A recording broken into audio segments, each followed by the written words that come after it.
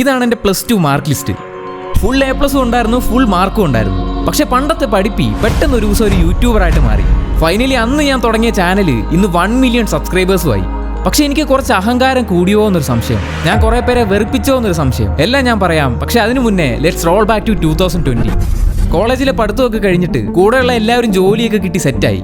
അന്ന് എന്നോട് എൻ്റെ ടീച്ചർ പറഞ്ഞത് നിനക്ക് ഒരിക്കലും ജോലി കിട്ടത്തില്ലെന്നാണ്. അങ്ങനെ ടീച്ചർ പറഞ്ഞ എന്തായാലും സത്യമായി. ഞാൻ മാത്രം ഇങ്ങനെ ഒന്നും സെറ്റാവാതെ കുറെ നടന്നു. പെട്ടെന്ന് ഒരു ദിവസം സ്കൂളിലും കോളേജിലും ആരോടും മിണ്ടാത്ത ഞാൻ അങ്ങനെ ഒരു യൂട്യൂബ് ചാനൽ തുടങ്ങി.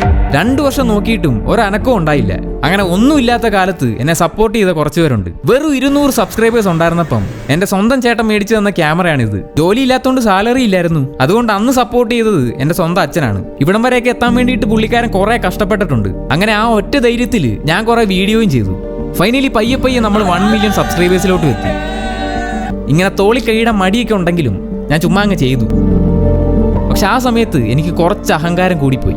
ഡെയിലി ഇങ്ങനെ ഞാൻ കുറേ സമയം കളയും. ആ ഒരു റിയലൈസേഷൻ കാരണമാണ് ഇങ്ങനെ ഒരു വീഡിയോ ഇടുന്നത്. അവർക്ക് വേണ്ടിയിട്ട് ഒന്നും ഇതുവരെ തിരിച്ചു കൊടുക്കാൻ പറ്റിയിട്ടില്ല. ഇനി നമുക്ക് അവർക്ക് വേണ്ടിയിട്ട് എന്തെങ്കിലുമൊക്കെ ചെയ്യാം. സത്യം പറഞ്ഞാൽ ഇനിയാണ് ഞാൻ സ്റ്റാർട്ട് ചെയ്യാൻ പോകുന്നത്. ഇത്രയും നാൾ എൻ്റെ കൂടെ നിന്ന എല്ലാവർക്കും thank you so much. Okay good bye.